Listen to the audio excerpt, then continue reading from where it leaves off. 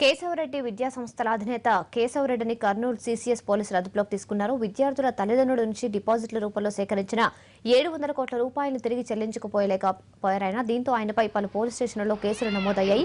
తాను పిల్లలకు మంచి చదువులు అందించాలన్న లక్ష్యంతోనే అప్పులు చేసి మరీ స్కూళ్లను అభివృద్ధి చేశారన్నారు కేశవరెడ్డి.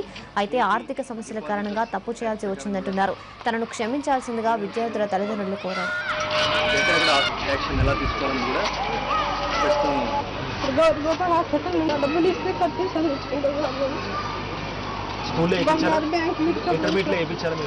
నా ఆస్తులు ఒక్క పైసా కూడా మిగిల్చుకోకుండా మొత్తం ఇప్పుడే ఈ క్షణ ప్రభుత్వానికి హ్యాండ్ ఓవర్ చేయమంటే అకౌంట్ సిస్టమ్ అంటే హ్యాండ్ ఓవర్ చేయమని సిద్ధంగా ఉన్నా. గత సమ్మర్లోనే ఎందుకంటే స్కూల్ అయిపోయిన తర్వాత ఏప్రిల్ తర్వాత హ్యాండ్ ఓవర్ చేయాలనుకున్నా. కొందరు శ్రేయోభిలాషులు గైడ్ చేయడం వల్ల 4500 మంది పైగా సిబ్బంది పనిచేస్తున్నారు, 1000 మంది విద్యార్థులు చదువుతున్నారు. ఒక్కసారి అటు హ్యాండ్ ఓవర్ చేస్తే కోర్టుకి వెళ్తే వీళ్లకు పేరెంట్స్ ఇచ్చినటువంటి డబ్బు రాదు, అప్పుడు ఇచ్చిన వాళ్ళ డబ్బులు లేట్ అవుతుంది, వాళ్ళందరికీ ఇబ్బంది పెట్టడం అయితే ఏదో విధంగా ప్రయత్నం చేసి ఆస్తులు అమ్మి రియల్ ఎస్టేట్ మార్కెట్లో పెట్టి ఆస్తులు అమ్మి ఇది చేస్తే బాగుంటుంది సలహా ఇవ్వడం వల్ల నేను తీవ్రమైన ప్రయత్నం చేశాను. నా ప్రయత్నంలో సక్సెస్ కాలేకపోవడానికి కారణం ఏంటంటే ముఖ్యమైన కారణం మీ అందరికీ తెలుసు, రియల్ ఎస్టేట్ మార్కెట్లో బూమ్ స్పీడ్ ఎక్కడా లేదు. నాకు ఆస్తులు ఉన్నాయి, 25 కోట్ల ఆస్తి 10 కోట్లకు కూడా తెప్పడానికి ధైర్యం ఎవరు, క్యాష్ ఫ్లో లేదు, రియల్ ఎస్టేట్ మార్కెట్ స్పీడ్ లేదు. తీసుకుని అపార్ట్మెంట్ అయినా కట్టాలి, లేకపోతే ఫ్లాట్లు చేసి అమ్మాలి, ఆ పరిస్థితి లేదు. ఒక గుంటూరు విజయవాడ మధ్య ఉన్నటువంటి ఆస్తికి మాత్రం ఉంది. కానీ హైదరాబాద్లో గతంలో తగిన దెబ్బ వల్ల స్పీడ్ వచ్చి 50-60 కోట్లు ఇన్వెస్ట్ చేసేటువంటి వాళ్ళు ఎవరు లేరు. నేను మోసం చేసేవాడిని అయితే ఎప్పుడూ ఐపీ పెట్టినవాడిని పెట్టను. ఇంతమంది కన్నీళ్లు బాధ కారకుండా కావడం చాలా చాలా చాలా తప్పు. కాబట్టి నేను ఈ తప్పును సరి చేసుకోవడానికి ఒక అవకాశం అందరినీ ప్రార్థిస్తున్నా. ఇప్పుడు నా దగ్గర ఆస్తులు అమ్మితే కొనేటువంటి పరిస్థితి లేదు. బ్యాంకుల్లో ఆస్తులు ఉన్నాయి, సహజంగా ఎక్కడైనా ఉంటాయి. మరి బ్యాంకుల్లో ఆస్తులు కొనాలంటే వైట్ మనీ కావాలి, క్యాష్ ఫ్లో లేదు, రియల్ ఎస్టేట్ మార్కెట్ లేదు, అమ్ముడుపోవడం లేదు. కాబట్టి అవి తీసి అమ్మి ఇవ్వాలనుకున్నా నిజాయితీగా. ఇప్పటికి కూడా అదే లక్ష్యంతో ఉన్నా. ఇప్పుడైనా నేను హ్యాండ్ ఓవర్ చేయడానికి రెడీగా ఉన్నా. కానీ 4500 మంది స్టాఫ్, నేనేదో వేరే ఉద్దేశం చెప్పడం లేదు, 1000 మంది స్టూడెంట్స్ తప్పనిసరిగా నేను అద్భుతమైన ఎడ్యుకేషన్ ఇచ్చాను ఈ 2 స్టేట్స్లో. దీంట్లో నేను చాలా తృప్తిగా ఫీల్ అవుతున్నాను. 25-23 సంవత్సరాలు తపస్సు చేశాను, తృప్తిగా ఫీల్ అవుతున్నా, ఆనందంగా ఫీల్ అవుతున్నా. ఇది చచ్చిపోతే చాలు, 23 సంవత్సరాలు మంచి పని చేసిన అనుకుంటా. ఇప్పుడే ప్రభుత్వం హ్యాండ్ ఓవర్ చేస్తున్న నాకు అబ్జెక్షన్ లేదు. నా ఆస్తులు ఇంకా చెక్ చేసుకోండి, చాలా నిజాయితీగా ఆస్తులను ముందు పెట్టాను, ఎప్పుడూ ట్రాన్స్పరెంట్గా ఉన్నాను, చెక్ చేసుకోండి. ఈ తప్పుకు బాధ్యత నేను మాత్రమే. ఇది వన్ మ్యాన్ షో. ఈ తప్పంతా నేనే చేశాను, నా ప్రిన్సిపల్స్ జేమ్స్ లేకపోతే స్టాఫ్ చేయలేదు.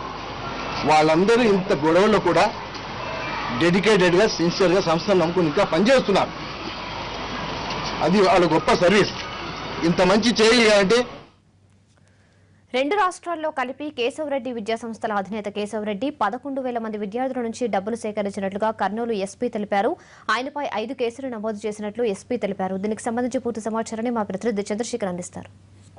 కేశవరెడ్డి విద్యా సంస్థల అధినేత కేశవరెడ్డిని కర్నూలు సీసీఎస్ పోలీసులు అరెస్ట్ చేశారు.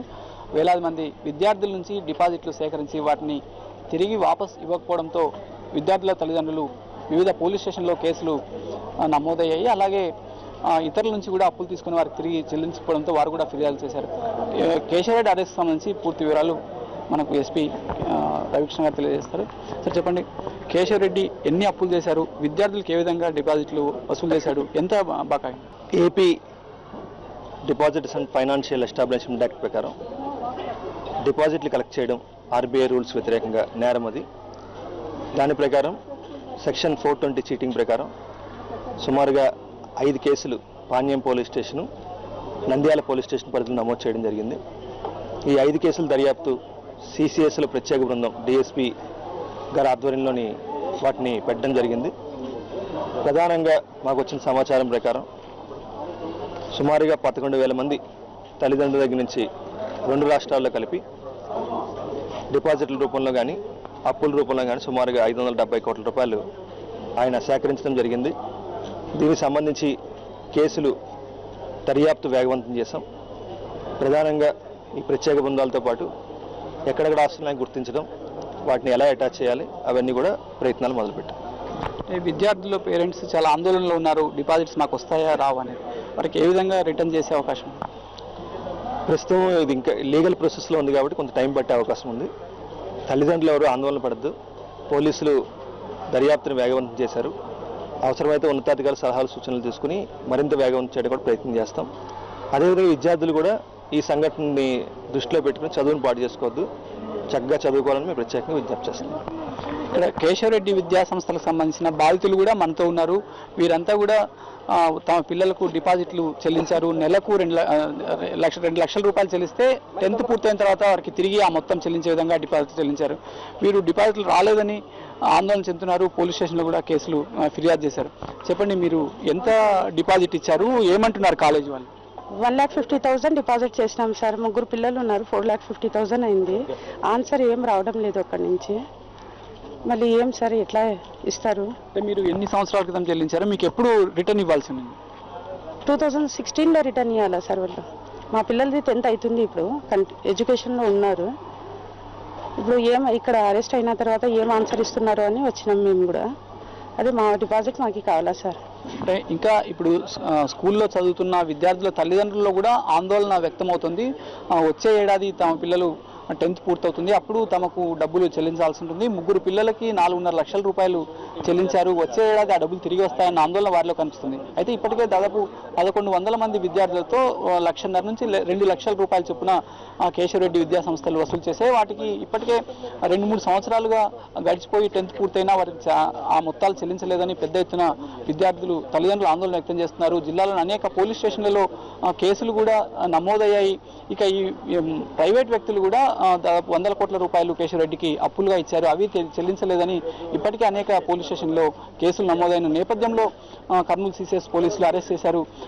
విచారించి ఆ మొత్తం కేశవరెడ్డి విద్యా సంస్థలకు చెందిన ఆస్తులన్నింటినీ స్వాధీనం చేసుకుని చట్ట ప్రకారం చర్యలు తీసుకుంటామని పోలీసు అధికారులు అంటున్నారు. కెమెరామెన్ రామస్వామితో చంద్రశేఖర్, NTV, కర్నూలు.